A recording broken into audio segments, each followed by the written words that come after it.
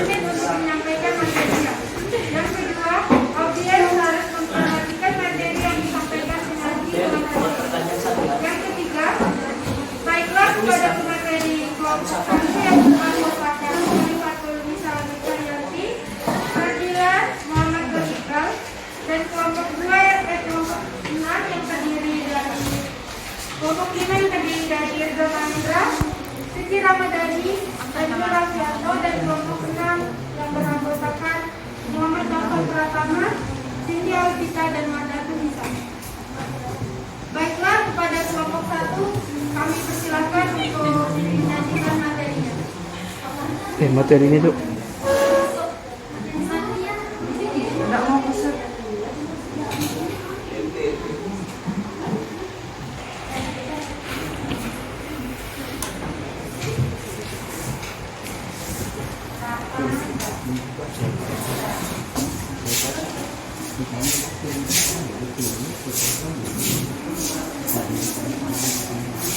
Yang lain-lain, kelompok yang lain langsung satu laptop saja semua kirim DPT-nya di situ.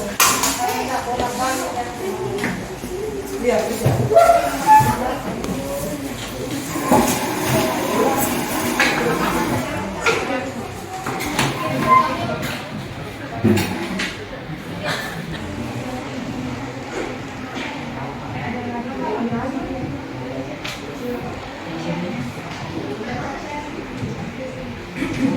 Ya langsung ke teman-teman ya.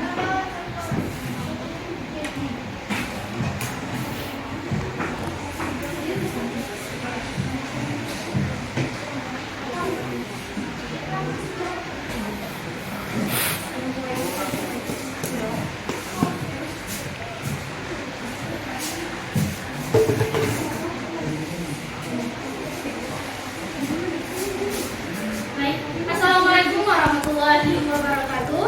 Waalaikumsalam. Salam warahmatullahi. Kami dari kelompok 4 akan memaparkan materi kami yang berjudul meningkatkan minat baca pada generasi muda melalui ulasan novel yang berjudul Si Anak Spesial karya Teriel Iye. Izinkan saya memperkenalkan anggota kelompok saya. Saya Fatul Nisa Wijayanti sebagai pemateri 1 dan Kardila sebagai pemateri 2. Mohon maaf, Muhammad Nur Iqbal sebagai pemateri 2 dan Kardila sebagai pemateri 3. Adapun anggota saya yang lain yaitu Muhammad Sandria Nur, Nurfalis Rahman, dan Nursania Aliza Hamid. Baik, saya akan menjelaskan materi saya, yaitu faktor-faktor yang mempengaruhi kurangnya minat baca novel di kalangan generasi muda. 1. Generasi muda menyukai yang serba instan. Jika dahulu untuk memperoleh informasi baik dalam mengerjakan tugas, seorang siswa harus membaca buku atau minimal ke perpustakaan untuk mendapatkan informasi yang diperlukan. Maka saat ini dengan keberadaan teknologi informasi seperti mesin pencari Google, Yahoo, dan browser membuat siswa atau pelajar dengan mudahnya menemukan informasi yang dia cari. Kondisi yang serba instan ini dapat membangun pola pikir atau mindset dalam diri mahasiswa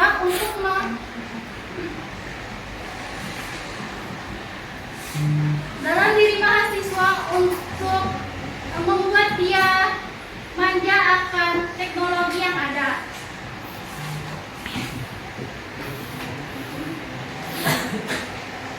Dijelaskan ringkas, bukan semua dibuatkan di situ apa yang mau dijelaskan.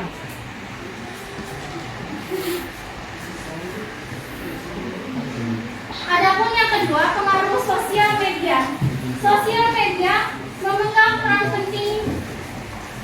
besar dalam mempengaruhi minat pelajar dalam membaca. Keberadaan Instagram, Facebook, Twitter, WhatsApp, dan lain-lainnya menyita waktu siswa atau pelajar dalam mengaksesnya. Alhasil, waktu yang sebenarnya digunakan untuk belajar membaca malah habis digunakan untuk membuka aplikasi yang tidak perlu itu. Ketiga, lingkungan keluarga.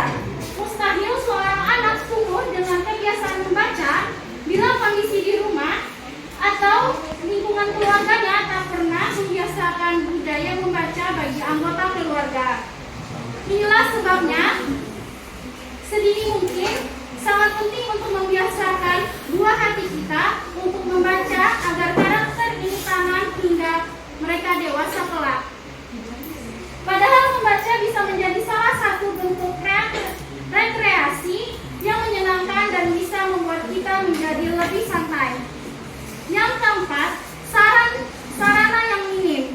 Kurangnya minat baca pada remaja dan anak bisa juga karena tak ada atau kurangnya sarana untuk kegiatan tersebut.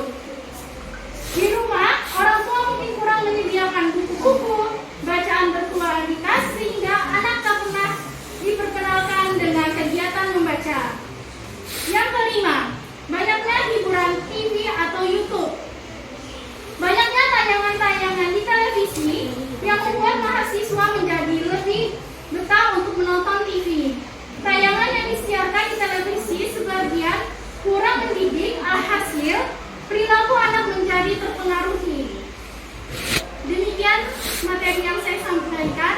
Selanjutnya akan disampaikan oleh pemateri 2 yaitu Muhammad Nur Iqbal.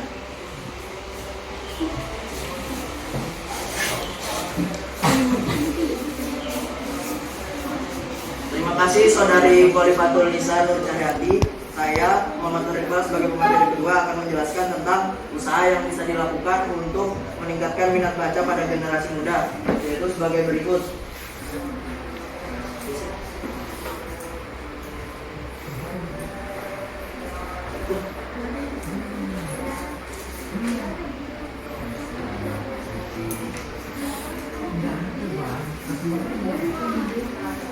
A.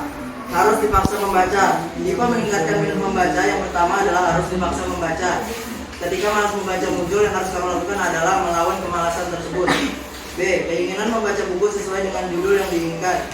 Jika masih menimbulkan minat baca dari dalam diri sendiri, kita bisa mulai meningkatkan minat membaca dengan cara membaca buku dengan judul yang kita inginkan atau kita minati. Cara ini akan membuat seseorang lebih membiasakan diri untuk membaca. C. Mengatur jadwal khusus untuk membaca. Sama halnya dengan aktivitas yang lain, menumbuhkan minat baca bisa dimulai dengan penjadwalan. Meski terkesan kaku, mulai mengatur waktu untuk membaca setiap hari akan jadi hal yang menarik dan tidak membosankan untuk menumbuhkan minat baca. Misalnya, beri waktu sekitar 30 menit setiap harinya untuk membaca.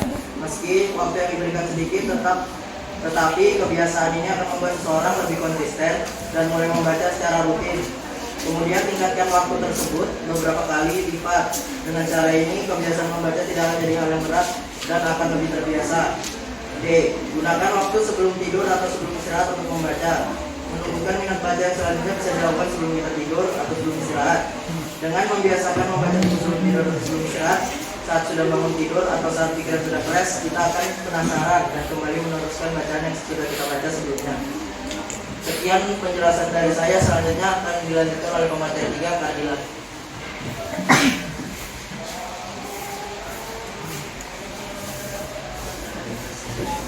Terima kasih kepada saudara Bas.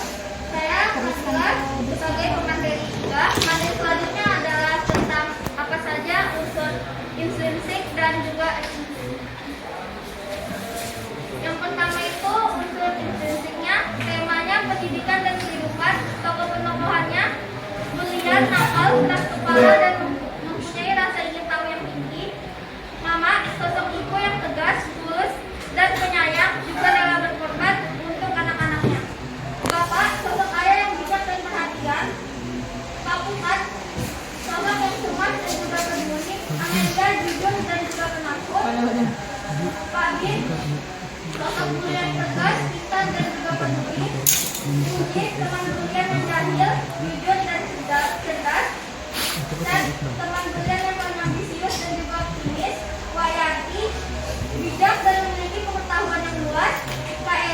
hati, Randy emosional, Ahmad pemalu dan rajin, Bapak Ahmad egois, Ibu Ahmad pekerja keras dan terbuka, Pak Wodan bijak dan juga optimis, Pak Ivan baik dan ramah, Nakamurasan baik ramah, Mang Ulus jujur peduli, Haji Sohan itu pamrih, Kepala Kampung pamrih, Juni dan Juli teladan, Ibu Juni dan Juli penyayang, Tentara Dio tentara yang tegas. Batal resepsinya yang pertama itu ada waktu, ada di pagi hari, siang hari, malam hari, sore hari, beberapa tahun kemudian, petang, seminggu sebelum bulan lahir, seminggu sebelumnya, seminggu kemudian, 15 menit berlalu, 2 bulan berlalu, 6 bulan berlalu, jam 3 dini hari, 16 tahun lalu, dan 10 tahun kemudian. Sementara latar tempatnya itu ada rumah berlian, kampung, ukuran belakang rumah berlian, kelas berlian, kebun kopi di tengah hutan, gerbang hutan, sekolah, bukit, sungai, ladang padi, kota kabupaten, bumi perkemahan, Palembang, bandara, Jakarta, Tokyo, rumah Ahmad, dan kebun durian. Suasananya ada suasana seram, suasana sedih, dan juga mengharukan. Untuk alur, novel Si Anak Spesial ini memiliki alur maju. Novel ini diawali dengan pengenalan tokoh utama yaitu Berlian dan keluarganya. Novel ini diakhiri dengan terwujudnya impian Berlian yang mendapatkan kesempatan untuk bersekolah di Tokyo dan bertemu dengan Keiko-chan. Sudut pandang yang digunakan dalam novel adalah sudut pandang orang pertama, yaitu penulis memerankan tokoh utama. Hal itu terlihat dari penggunaan persona aku untuk memberikan gambaran keterlibatan si pengarang di dalam cerita. Hal itu terlihat dari kutipan berikut, yaitu aku sebal sekali, di kepalaku sekarang langsung tertanam pemahaman ekstrim. Gaya bahasanya ada majas sarkasme, kau terlalu pendek untuk menjadi tentara. Lalu majas retorika, kalian tidak mau saat terbangun tiba-tiba ada ular yang bergelung di sebelah kalian, bukan? Amanat dari novel ini disampaikan pengarang melalui tokoh Barwodan mengenai pentingnya sekolah. Seperti dalam kutipan berikut ini, sekolah itu penting dan akan selalu penting Berlian. Selanjutnya adalah unsur ekstrinsik, latar belakang pengarang. Darwis atau lebih dikenal dengan nama Penaterillie, lahir di Lahat, Indonesia 21 Mei 1979. Adalah salah satu penulis Indonesia. Beberapa karyanya yang pernah diadaptasi ke layar lebar yaitu Hafalan Salat Delisa, Bidadari Surga, Moga Bunda Disayang Allah, dan Kebetulan Tenggelam di Wajahmu. Sehari-hari ia bekerja sebagai angkutan. Kedua itu nilai religius. Nilai religius adalah nilai dalam cerita yang berkaitan antara manusia dengan Tuhan, serta ajaran tentang kebenaran dan kebaikan. Contoh kutipannya, malam harinya acara syukuran berlangsung hikmat. Mang Ujus yang sering menjadi imam sholat berjamaah di masjid memimpin membaca surah Yasin diikuti dengan sholawat lantas ditutup dengan doa syukur. Lalu selanjutnya nilai edukasi. Nilai edukasi adalah nilai yang berkaitan dengan pendidikan dan mengajar. Contoh kutipannya, dengan membaca. Berlian mau sekolah di tempat yang buku-bukunya sumpuk seperti gunung dan guru-gurunya hebat seperti Pak Bir. Lalu selanjutnya nilai politik. Nilai politik adalah nilai yang berhubungan dengan usaha warga negara untuk mewujudkan kebaikan bersama.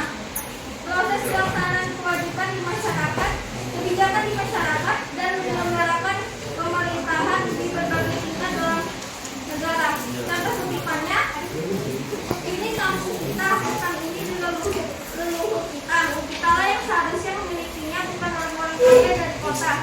Sekarang mereka mencari minyak tanah, besok lusa mereka menebangi hutan untuk menjadikan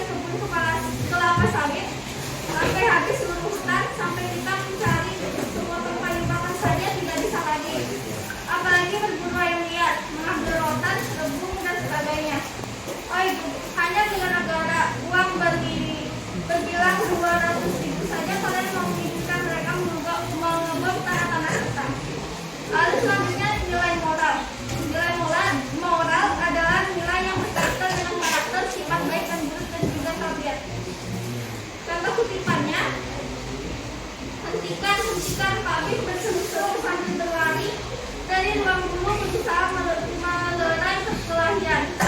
Lalu nilai ekonomi adalah nilai yang berhubungan dengan status atau kondisi ekonomi, permasalahan ekonomi dalam masyarakat. Contoh kutipannya, Bapak sungguh tidak suka melihat dia membagi-bagikan kertas dan amplop uang. Itu perbuatan mencela menjijikan. Lalu yang terakhir, nilai budaya. Nilai budaya adalah nilai yang Singkat saja, jangan kamu baca semua. kesimpulannya.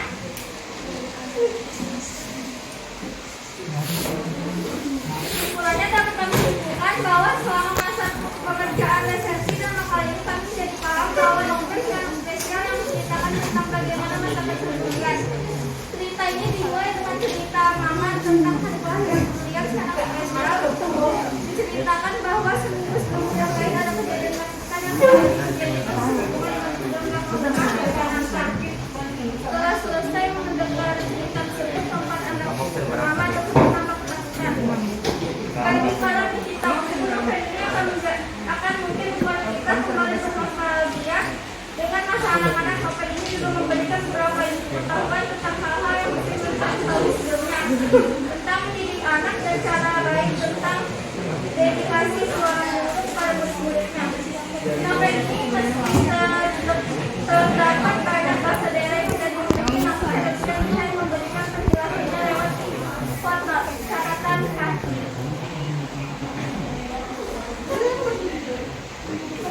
Demikianlah pemaparan dari materi pemaparan kaki dan maka bagian siang hari ini waktu sudah tepat kami serahkan kembali kepada moderator. Dari cukup pertanyaannya. Jadi singkat-singkat aja ya. Selanjutnya kami peringatkan kepada para untuk menjalankan materi ringkas saja.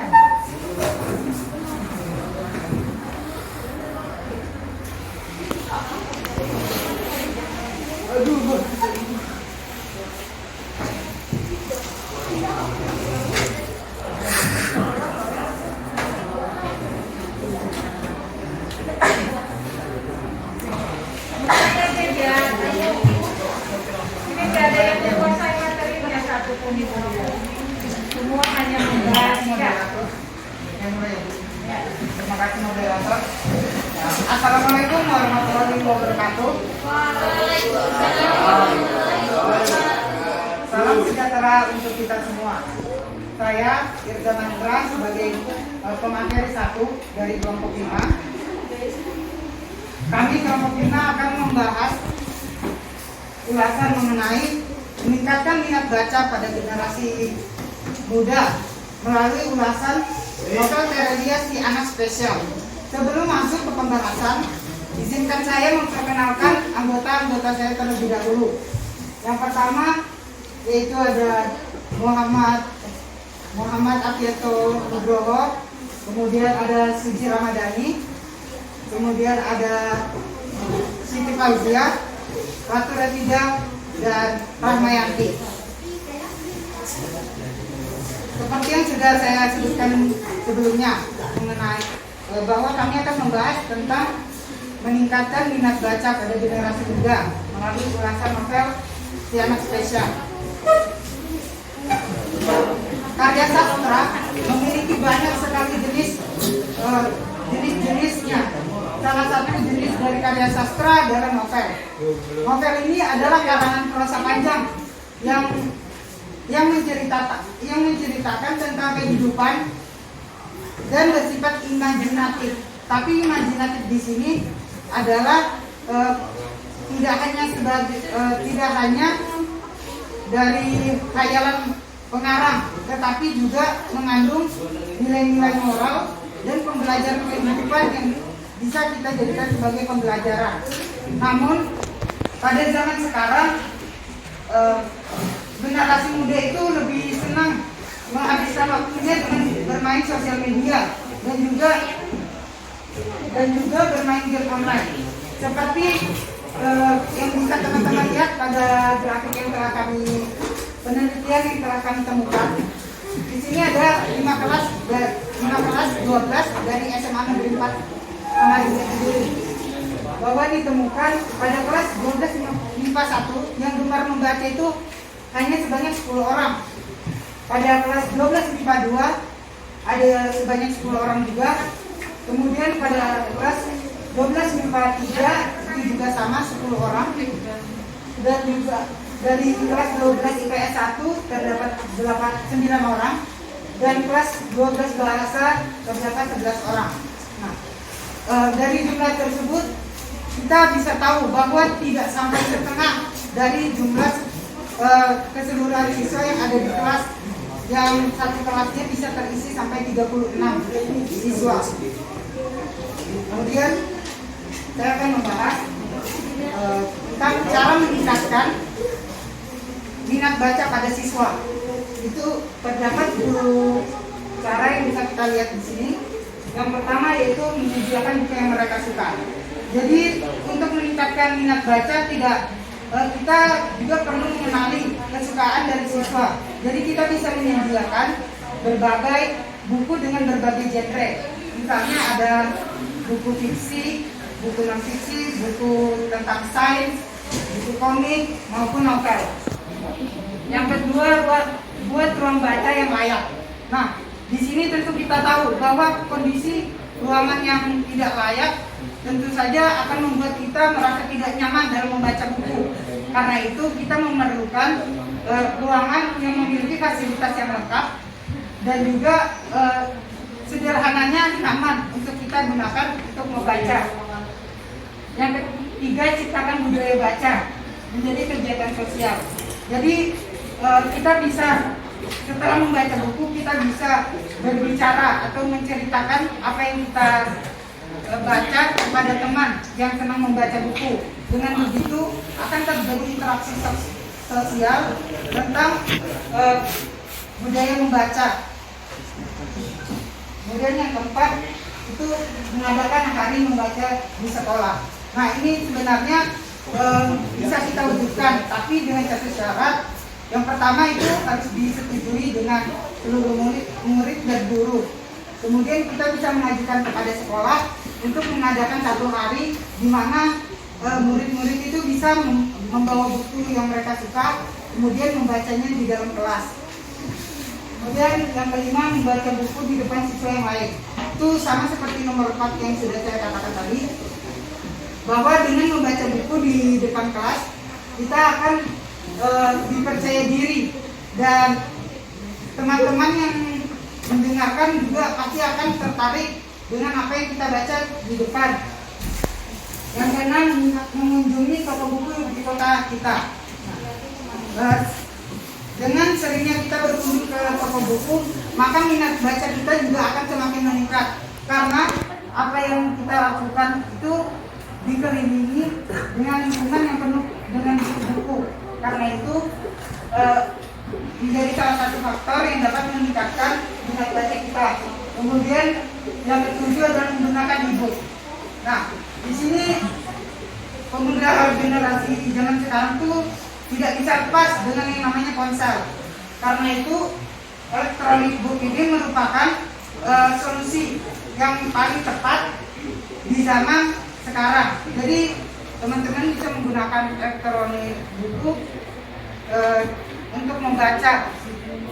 Ya, selain mengajak bercerita tentang buku yang dibaca. Setelah kita membaca buku, kita bisa mengajak teman-teman untuk bercerita tentang bagaimana yang dia suka, bagaimana, dan itu akan menambah ketertarikan dan minat mereka dalam membaca lebih banyak buku lagi. Yang ke-9, batasi jam menonton dan bermain gadget. Ini sudah pasti menjadi salah satu faktor yang membuat kita malas membaca. Karena kita sering menemukan hiburan di televisi atau handphone yang membuat kita lebih tertarik untuk menghabiskan waktu dengan menonton TV atau bermain gadget daripada membaca buku. Yang ke-10, memberikan mereka penghargaan. Ini seperti berkaitan dengan yang nomor 4, poin nomor 4. Jadi mungkin setelah mengadakan hari-hari membaca, kita bisa mengadakan lomba-lomba. Jadi di situ siswa akan lebih terpacu dan termotivasi untuk membaca. Next. Kemudian kedua adalah faktor-faktor yang mempengaruhi rendahnya minat baca. Yang pertama, minimnya akses terhadap bacaan. Yang kedua, buku yang tersedia tidak berkualitas. Yang ketiga, kebiasaan dalam keluarga yang kurang dalam mengajarkan anaknya untuk membaca. Yang keempat, terlalu banyak kegiatan televisi dan bermain gadget. Yang kelima, kebiasaan membaca sosial media atau bermain media online.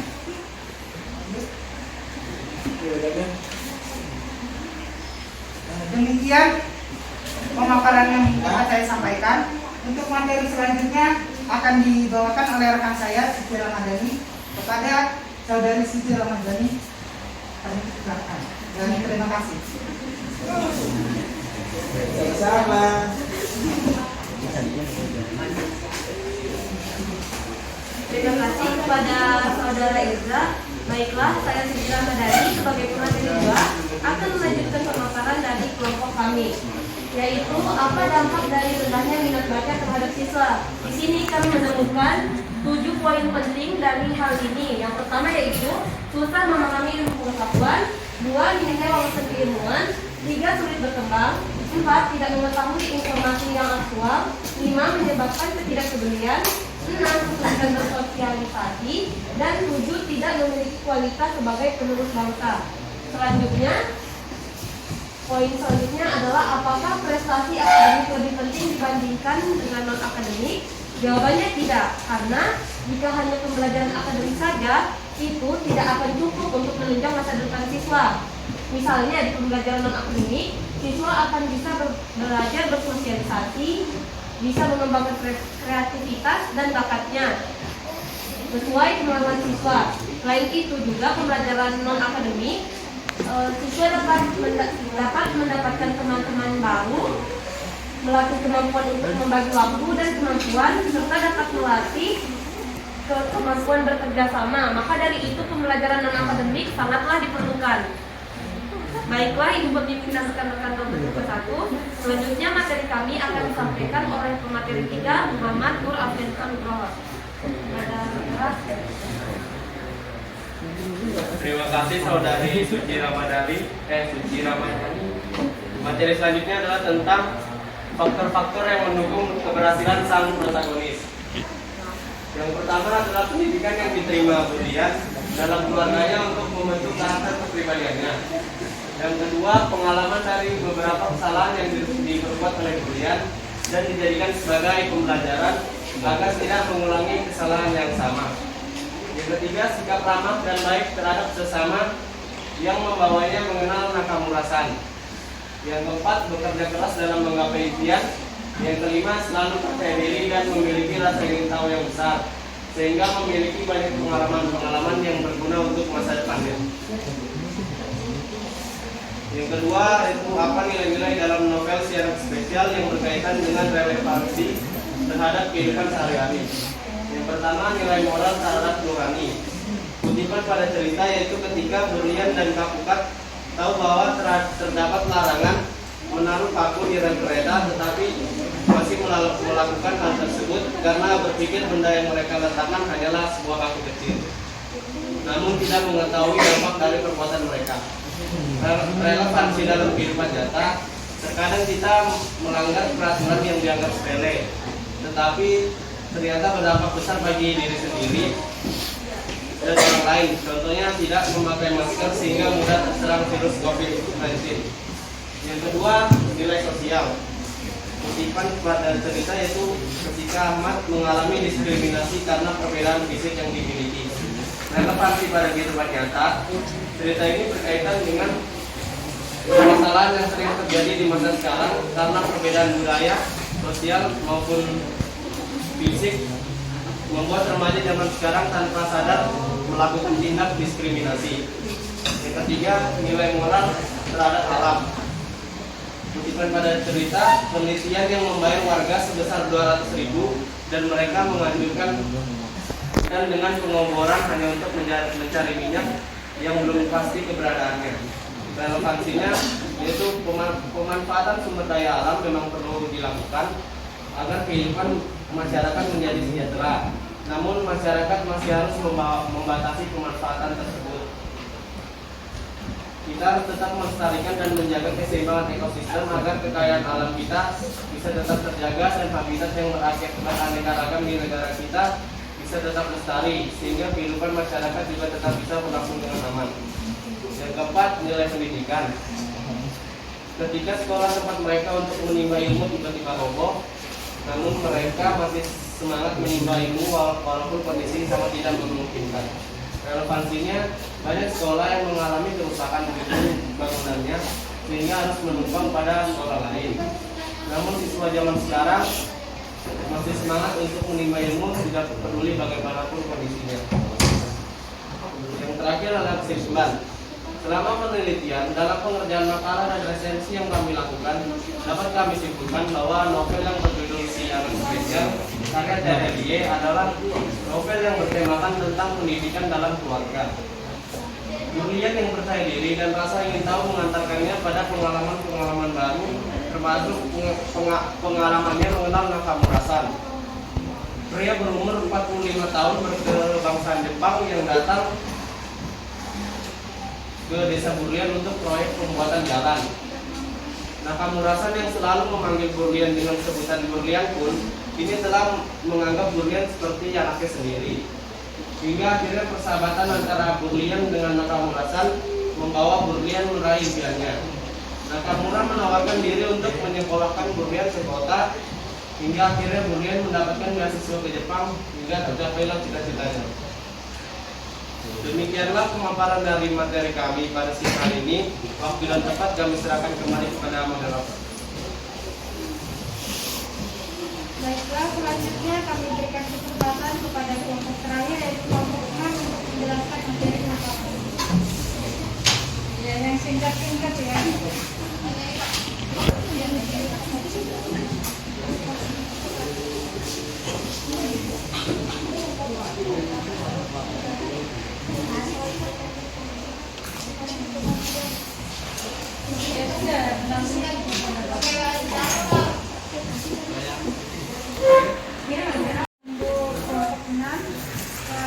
Sekarang kita akan masuk pada sesi tanya jawab. Saya akan memberikan peraturan pada sesi kedua ini.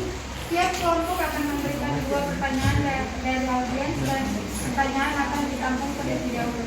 Saya silakan kelompok 1 dengan pertanyaannya. Baiklah, saya perwakilan dari kelompok 1. Nama saya Arif Taufik Kurniawan. Di sini kami ada 2 pertanyaan. Pertanyaan yang pertama, 1. Sebutkan penyebab kurangnya minat baca siswa di lingkungan sekolah. 2. Apakah efektif upaya meningkatkan minat baca generasi muda dengan cara siswa dipaksa untuk membaca? Sekian pertanyaan dari kelompok kami.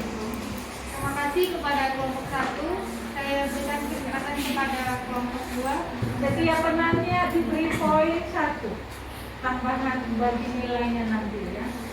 Silakan. Saya perwakilan dari kelompok 2. Kami di sini saya akan menanyakan yang pertama, bagaimana cara meningkatkan minat baca dalam generasi muda, dan yang kedua, apa saja faktor penyebab rendahnya minat membaca generasi muda. Siapa namanya?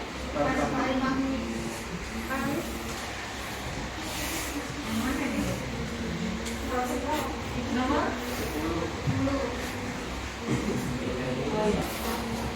Perkenalkan, nama saya Kandila. Saya akan menjawab. Ditampung dulu mereka nih. Menjawab pertanyaan yang pertama, sebutkan penyebab kurangnya minat baca siswa di lingkungan sekolah. Yang pertama itu kurangnya motivasi dari guru pendidik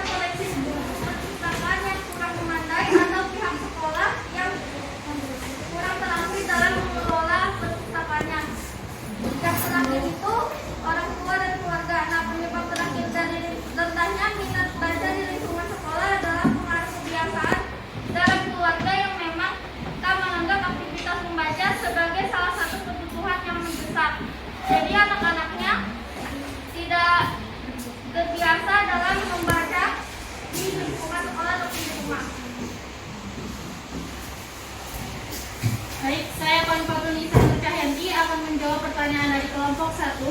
Pertanyaannya adalah, apakah efektif upaya meningkatkan minat baca generasi muda dengan cara siswa dipaksa untuk membaca?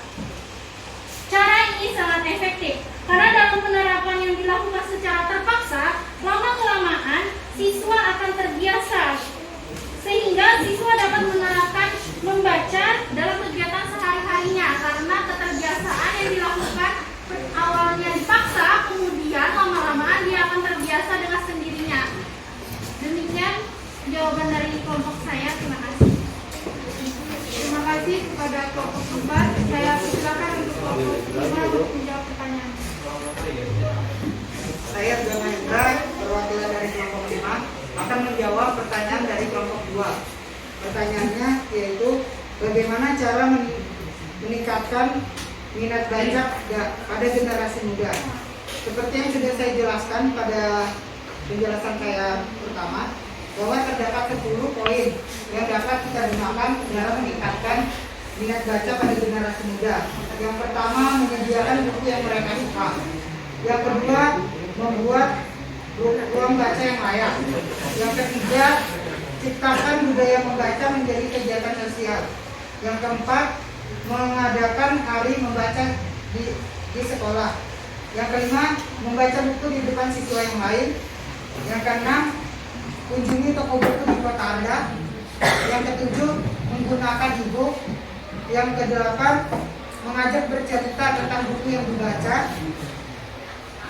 Poin 9, membatasi jam menggunakan gadget dan menonton televisi. Dan poin terakhir yaitu memberikan mereka penghargaan.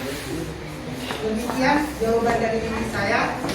Selanjutnya akan dijawab oleh rekan saya. Saya Muhammad Nurafil Nugroho akan menjawab pertanyaan dari kelompok 2, yaitu apa saja faktor penyebab rendahnya minat membaca generasi muda.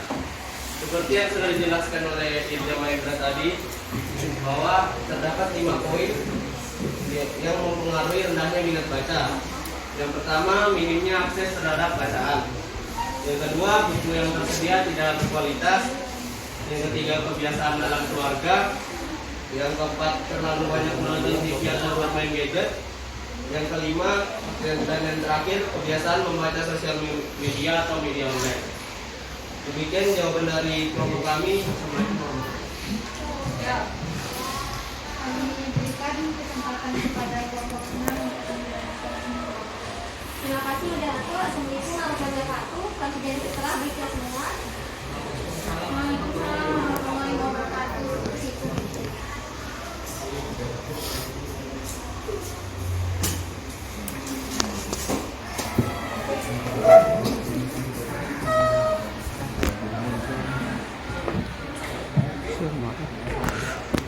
Terima kasih moderator. Assalamualaikum warahmatullahi wabarakatuh. Waalaikumsalam warahmatullahi wabarakatuh.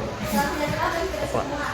Kami dari kelompok 6 akan mempresentasikan makalah tentang kurangnya minat baca pada remaja dalam novel Ayahku Bukan Bohong karya Karelie. Baiklah, Pausa dan rekan-rekan kelas 12 kita 1. Kelompok kami terdiri dari saya, Wasilisa, Cindia Kita, Muhammad Nopal, Kristianti, Muhammad Syukut, dan Muhammad Kafir.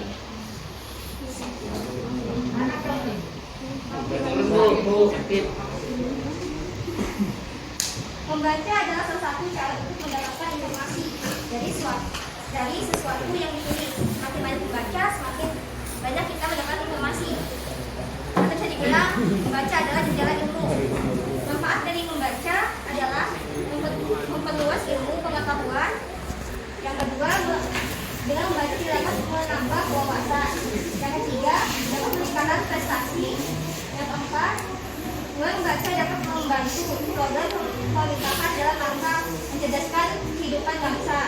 Yang kelima, dengan membaca, generasi era milenial akan memperoleh pengetahuan praktis yang berguna dalam kehidupan sehari-hari. Yang keenam, dengan membaca akan menghindari diri dari kebodohan. Yang ketujuh, meningkatkan minat generasi muda terhadap suatu bidang. Yang kedelapan, dengan membaca kita sendiri dapat mengetahui peristiwa-peristiwa yang terjadi di lingkungan sekitarnya. Dan yang terakhir, dengan membaca generasi muda dapat menambah informasi bagi dirinya sendiri ataupun lingkungannya. Namun, pada kenyataannya, minat baca remaja sekarang ini sangatlah berkurang. Padahal banyak manfaat yang dapat diperoleh dari membaca. Banyak faktor yang mempengaruhi tentang minat baca. Dan itu akan disampaikan rekan kami Sudiamita.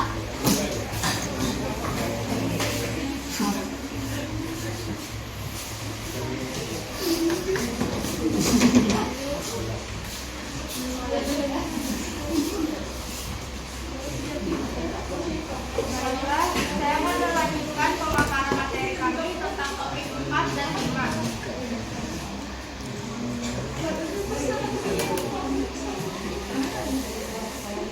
Faktor yang mempengaruhi rendahnya minat baca, yaitu ada beberapa faktor yang mempengaruhi rendahnya minat baca adalah lingkungan. Lingkungan merupakan hal yang sangat berpengaruh dalam kehidupan seseorang, di mana kepribadian dan pola pikir seseorang akan terbentuk dari lingkungan. Lingkungan yang baik dipengaruhi oleh orang-orang yang akan memberikan dongeng positif di setiap aspek kehidupan. Kedua, perkembangan teknologi. Perkembangan teknologi sangat memberikan dampak positif bagi berbagai kalangan, terutama kalangan akademis dan pelajar. Teknologi tentunya juga memberikan dampak negatif bagi pengguna teknologi tersebut. Salah satunya adalah dengan adanya teknologi, buku yang biasanya dibaca dengan jumlah eksemplar yang tebal tak terlihat lagi karena sudah dikemas dalam bentuk e-book dalam aplikasi gadget. Sehingga minat untuk membaca buku dalam bentuk eksemplar sudah menurun dan pengguna teknologi lebih sering membuka gadget daripada membuka buku. Banyaknya fitur-fitur yang terdapat dalam gadget secara otomatis tidak akan membuat si pembaca fokus.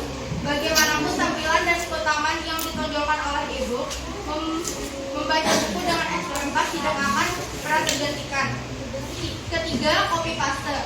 Salah satu budaya yang sering terjadi di kalangan pelajar adalah copy paste. Copy paste sering terjadi apabila pelajar ataupun kalangan pengguna teknologi lainnya menggunakan komputer ataupun internet untuk mencari tugas, artikel, berita, ataupun informasi yang dibutuhkan. Keempat, sarana kurang memadai. Sarana membaca yang mendorong seseorang untuk membaca, diantaranya sarana membaca adalah buku bacaan, lokasi atau tempat membaca yang nyaman, buku bacaan yang menarik, serta tempat membaca yang nyaman juga akan memberikan daya tarik tersendiri kepada si pembaca. Kelima, kurangnya motivasi. Motivasi merupakan dorongan, ajakan, dan ketertarikan seseorang akan sesuatu. Motivasi membaca sangat dibutuhkan untuk mendorong seseorang gemar dalam membaca. Jika seseorang sudah mengetahui dan memahami manfaat dari membaca, maka seseorang akan menyadari betapa pentingnya membaca dan ketertarikan akan semakin tingginya untuk membaca. Oke, topik selanjutnya itu cara meningkatkan minat baca. Pertama, satu, harus dipaksa membaca. Tipe meningkatkan minat membaca mahasiswa yang pertama adalah harus dipaksa membaca. Ketika malas membaca, muncul yang harus kamu lakukan adalah melawan kemalasan tersebut. Kedua, biasakan membaca. Setelah mengatasi kemalasan membaca, maka mulailah belajar rutin membaca. Dengan rutin membaca, kamu akan terbiasa membaca dalam keadaan apapun. Kalau sudah begitu, kamu akan terbantu jika kemalasan mulai datang. Yang dimaksud membaca rutin adalah selalu meluangkan waktu yang konsisten setiap harinya. Misalnya, luangkan waktu 1,5 jam atau 1 jam untuk membaca. Ringkas saja. Dan semuanya. Berkumpul dengan sesama yang membaca hobi dan berdiskusi dan bergabung di komunitas. Oke. Selanjutnya materi kami akan disampaikan oleh Muhammad Taufan Pratama. Materinya sama Ibu Lia dengan materi yang disampaikan sama ya.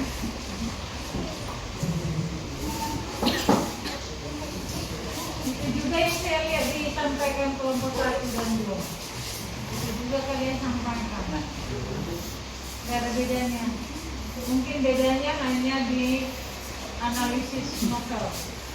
Terima kasih saudari Siti Dania.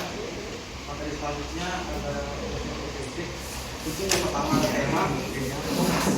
Gede-gede kan? Setelah kami baca dan menunjukkan bahwa tema yang diangkat dari novel Ayah Bukan Bohong adalah tentang kebanggaan, yaitu sayang seorang ayah kepada anaknya. Novel ini menceritakan tentang seorang anak yang disertai dengan cerita-cerita yang menceritakan garis masa muda. Dua tokoh berkorban. Ini ada Jam yang optimis, menyabar, orang sejarah baik. Ayah penyayang, bijak, tadi perhatian, ibu penyayang rumah tangga, dengan rajin, sombong, ejek, menyalahkan orang.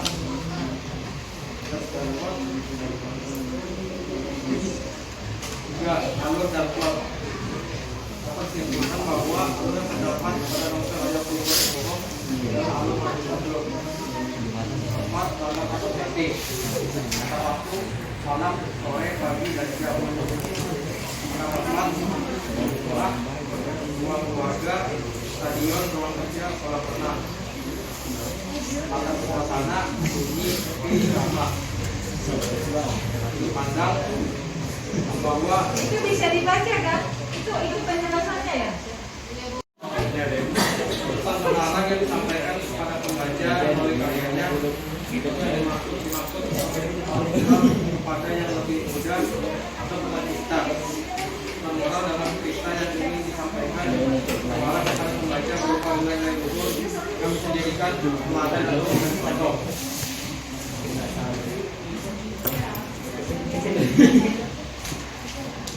Sudah dibaca nggak nih? Sudah diketahui? Sudah? Oke. Akhiri aja. Oke, karena mereka sudah baca di slide-mu. Demikianlah pemaparan materi dari makalah kami. Waktu sudah tepat, kami serahkan kembali kepada moderator. Ada juga pertanyaan pada kelompok kita untuk memberikan pertanyaan. Assalamualaikum warahmatullahi wabarakatuh. Saya Dewasa, perwakilan dari kelompok 3 ingin bertanya, hal-hal menarik apa yang dapat kita ambil dari salah satu cuplikan yang dinyatakan novel tersebut?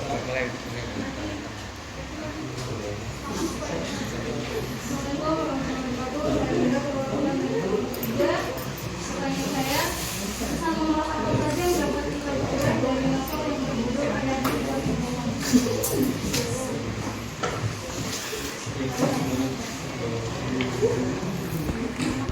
Silakan dijawab tepat.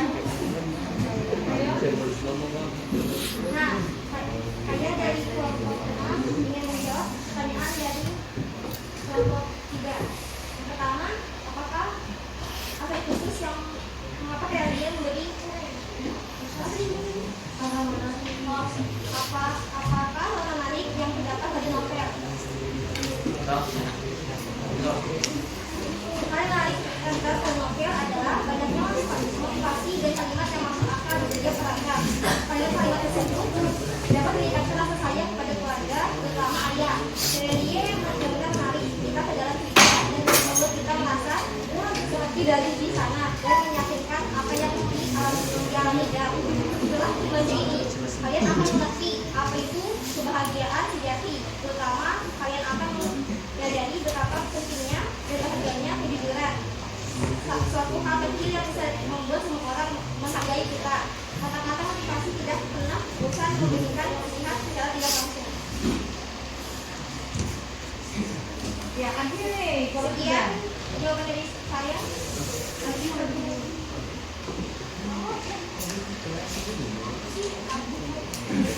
Nah, yang soal kedua, pertanyaan apa ini? Yang dalam bisa, pada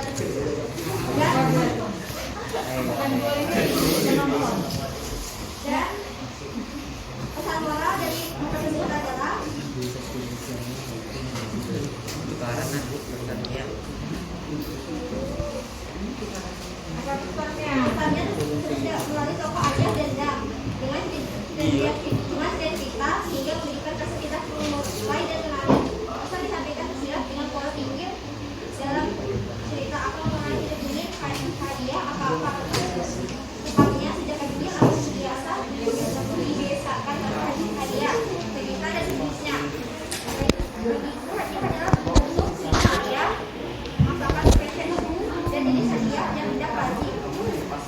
Menyampaikannya pesannya secara umum aja. Pesan secara umum alamat yang disampaikan ke kita apa ya itu. Pesannya pengenalannya adalah kita harus menyayangi orang tua kita, terutama ayah.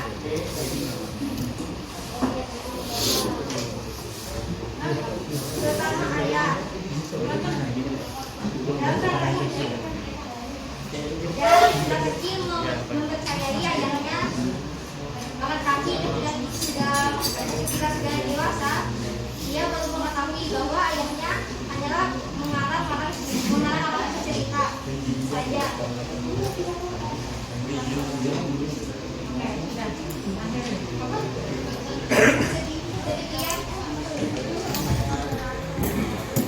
Ibu pembimbing dan rekan-rekan yang saya banggakan, semua pertanyaan telah dijawab oleh kelompok 4, 5, dan 6. Semoga apa yang kita lakukan hari ini semakin membuat kita menjadi siswa yang kritis, kreatif, dan tentu berprestasi. Kami mohon maaf atas segala kekurangan kami pada saat diskusi berlangsung. Akhir kata kami ucapkan terima kasih atas kehadiran teman-teman dan ibu pembimbing. Semoga bertemu di lain waktu. Wassalamualaikum